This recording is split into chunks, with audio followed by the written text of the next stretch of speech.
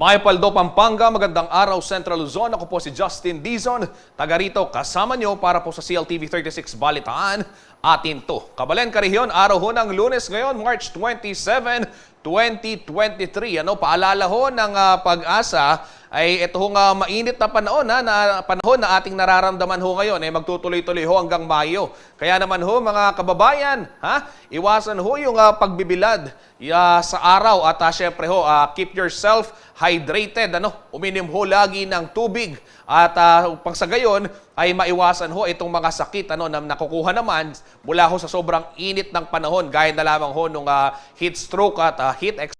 Mag-iingat ho tayo, lalong-lalo na yung mga kababayan natin na nagtatrabaho sa kalsada, yung ating mga bayani ng lansangan, yung mga traffic enforcer, yan, yung mga driver, super, mga pedicab driver, mga tricycle driver, at syempre ho, yung mga police din na nagbabantay ho ng kaayusan dito ho sa ating rehiyon, Central Luzon. Narito na po ang mga malalaking balitang nakalap ng ating news team ngayon pong Lunes ng umaga.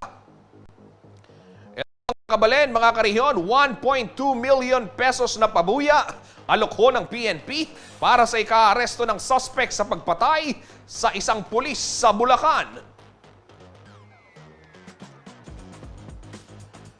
Pampanga People's Council ipagpapatuloy daw ang mga adhikain ng Pink Movement.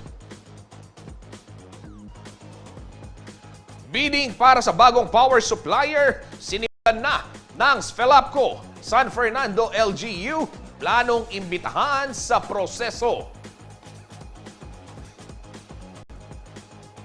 Panata at panalangin muling mapapanood sa April 2 at April 8. At dalawang bagong branch ng Makabebes Halo-Halo binuksan na.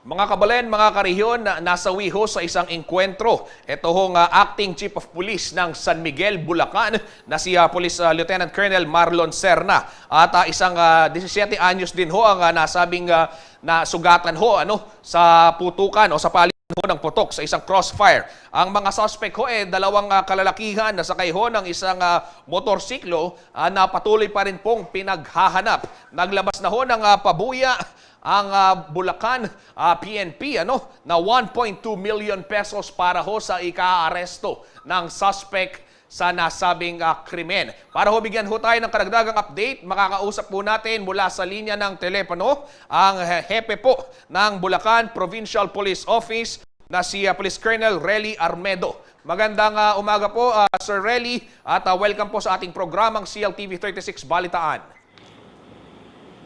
Magandang umaga din at lahat ng mga tagapakinig ng inyong programa po. Apo. Sir Relly, kumusta ho yung ginagawang follow-up operation ng ating kapulisan ngayon dyan sa Bulacan? Para ho sa sa nitong mga suspect, yung mga pwede nilang pong mga ibahagi sa aming impormasyon para ho hindi sa gayon maapektuhan din yung investigasyon.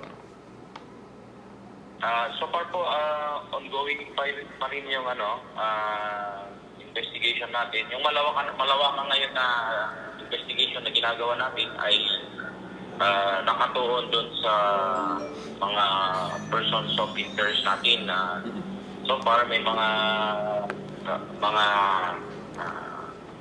identified naman tayo na hindi pa natin pwedeng sabihin ngayon. Dahil kumukuha tayo ng solid evidence para doon sa agarang pagkahuli po. Opo. Sir, ito hong ating biktima, si Police Lieutenant Colonel Serna, siya ho yung tumatayong COP o hepe ng San Miguel PNP. Pero siya rin ho ay aktibo sa pagresponde at pagpunta sa mga field operations. Tama po ba? Tama po. Pagdating niya po nung dating kasi na official sa akin at 3 weeks pa lang. Doon sa 3 weeks na yon, nagkaroon na ng isang operation na siya na naman ang nanguna sa anti-illegal drugs operation Siya mismo ang nangunod sa operation. So masigasig po ito at pinapangunahan lahat yung mga operations doon sa station na yan. Opo. Sir, ano ho yung pagkakakilala nyo pa dito sa ating biktima, na isang maituturing na bayani? Kasi alam naman ho natin, sir, sa kada operasyon ho ng mga men in uniform, kagaya ho ninyo, ng inyong mga kabaro, ay talagang nagsusugal din ho kayo ng buhay, lalong-lalo na pagdating sa mga ganitong klaseng anti-illegal drug operation, Sa 3 weeks na nakasama ko siya bilang hepe ko dito sa Bulacan, ay talagang nakita ko sa kanya yung pagkamasigasig. On hand ito sa mga trabaho, lalo sa mga operations. Pero yung during his younger years, actually, kasama ko na rin ito sa... Okay, nawala lang ho sa linya ng telepono si Police Colonel Relly Armedo, pero tatawagan ho ito, subukan nating makabalik ulit. Ito ang binabanggit ni Police Colonel, ito ho yung biktima nga na si Police Lieutenant Marlon Serna. Ito, siya po ay 3 linggo pa lamang sa kanya hong tungkulin bilang hepe ng San Miguel Police Office sa bayan ho ng San Miguel yan, sa lalawigan ng Bulacan. At gaya nga ho ng binabanggit ni Colonel Relly, talagang masigasig ho siya sa mga operasyon, lalong-lalo na yung mga anti-illegal drugs. Sir Relly, tanong ko lang, gaano ho ba kalaki yung problema din ng lalawigan ng Bulacan ngayon pagdating ho sa illegal na droga? So far yung illegal drugs naman dito, nakita ko yung pagbaba ng mga nakukuha naming drug din. Talagang malaki yung decline as compared dun sa mga previous na taon. Dahil nagbase po ako dun sa volume na nakukuha ng ating mga kapulitan. Malaki po yung ibinaba. Sir, ito po ba yung unang pagkakataon na merong isang miyembro ho ng PNP ang nasawi sa isang drug operation diyan sa lalawigan ho ng Bulacan? At least under your tenure bilang hepe po ng Bulacan PPO? Liwanagin ko lang po, hindi ito drug operation. Okay. Kundi ito ay pag-responde sa isang robbery hold-up. At yun nga, actually, siya nga yung unang casualty. Pero ito ay pagtugon sa tungkulin ng pagresponde po. Okay. Opo. Sir, ano ho yung mensahe ng PNP Bulacan sa inyo pong mga kabaro? Dahil alam ho natin itong nangyaring ito ay hindi lamang ho kawalan ng of course ng kanilang pamilya ni Police Lieutenant Colonel Marlon Serna, at ng syempre hindi lang ho ng komunidad kundi ng buong din ho, dahil gaya ho ng nabanggit ninyo ay talagang masigasig ho si hepe na ika nga rumisponde dito ho sa mga ganitong klaseng krimen. Ito po palang kanyang rinospondihan na isang kaso ho ng robbery hold-up. Sa ating mga kapulisan dito sa Bulacan PPO, we will not stop until justice will be served to Police Lieutenant Colonel Serna. Opo. Sir, ito naman, panghuli na lang din pala, sa pamilya ho nila, ano ho yung makukuha tulong naman ng pamilya ho ng yumaong bayani, at kayo po ba, nakumusta nyo na sir yung kanya pong mga pamilya? I understand, siya po ay galing ang Nueva Ecija, As of now po, may direktiba na ang ating Chief PNP at saka si Regional Director na sinasuhin ng ating labi ng ating kabaro, si Lieutenant Colonel Serna. So, nandun na po yung ating mga tauhan para ayusin, and pupunta po ako mamaya dahil the other day busy po tayo dito sa kanyang manhunt operation saka yung mga other activities dito sa Bulacan for providing security assistance. So mamaya po naka-schedule po ako na pupuntahan po yung labi niya dahil kagabi according dun sa namin, focal person namin doon, yung contact person, na iuwi po sa kanyang bahay. Opo. Sir, saan po pwedeng lumapit yung ating mga kababayan, ating mga karehiyon, sakaling meron ho silang idea hinggil ho sa pagkakakilanlan nito hong dalawang suspect na pumatay ho sa ating hepe dyan sa may San Miguel, Bulacan? Pwede po silang lumapit kahit anong station kung saan sila malapit at kung mayroon namang sabihin natin na threat sa kanilang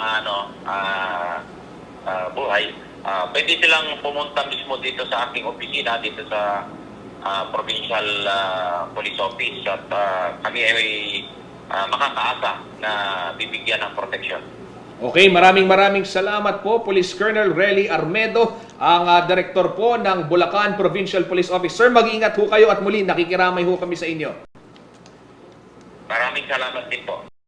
Yan po mga kabalen, mga kariyon, inyo pong narinig ang tinig ho ni Police Colonel Relly Armedo ng Bulacan PPO. Muli po, ipinapaabot po ng CLTV 36 ang aming pong taus-pusong pakikiramay sa kapulisan ho sa Bulacan at syempre ho sa pamilya ho ni Police Lieutenant Colonel Marlon Serna, ang acting Chief of Police po ng San Miguel, na yumao po o napatay sa isang engkwentro habang rumiresponde po sa isang robbery hold-up case. Isang tunay hong bayani at pagpupugay ho kay Police Lieutenant Colonel Serna sa kanya pong kabayanihan.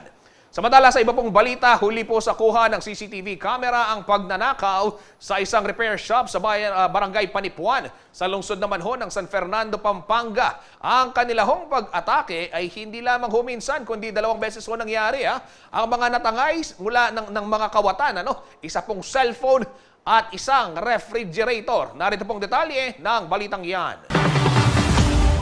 Sa loob ng isang linggo, 2 beses na tinarget ng mga masasamang loob ang appliances repair shop na ito sa Barangay Panipuan, syudad ng San Fernando, Pampanga. At ang eksena, huli sa CCTV camera. Ayon sa may-ari ng repair shop na si Dodong, hindi niya tunay na pangalan, pinakahuling natangay ay ang smartphone ng kanyang technician. Sa katanghali ang tapat, walang kaba sa dibdib ang lalaking nagkunwaring customer, ngunit tiniktikan lamang pala ang tao sa loob. Malaki naman po itong kawatan, no? Ayun po, ayun, nanggaling po dito, ayun po. Hindi man po nagtao po, no? Ayun, magalaw yung mata at pahingili. Siyempre, pwesto yan, kunwari magtatanong, pero wala kayo dyan. Wala po. Wala kayo. Ayun, Ayun pumasok po. mga kaibigan. At, kunwari may binubutil-til dun sa... Ayun po, na Ayun. bulsanan niya, no? Naibulsa na. Yung Cellphone na ngayon ang tinangay. Opo.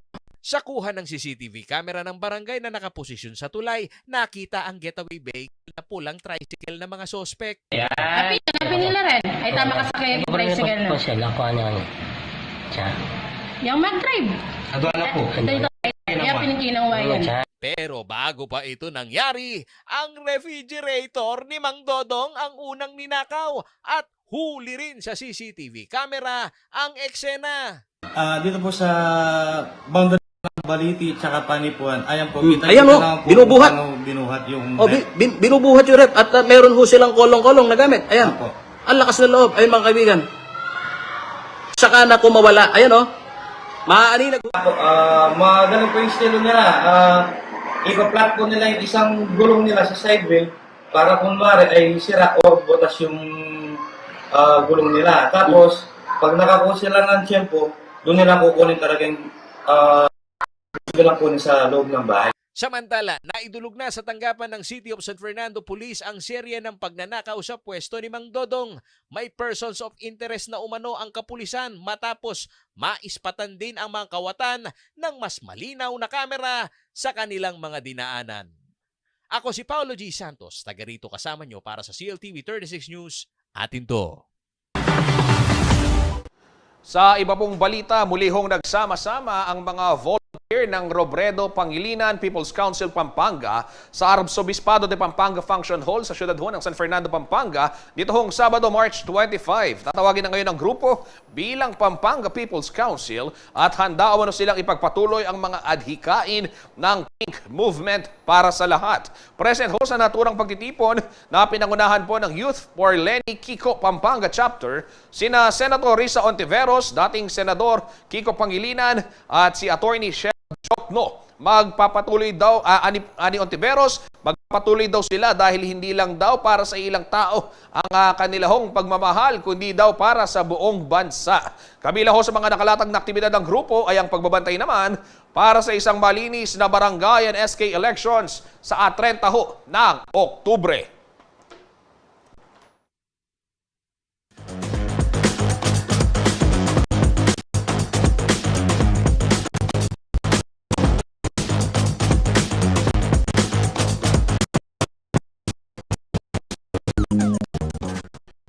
Nakatutok para sa mga nangunang balita ngayong araw.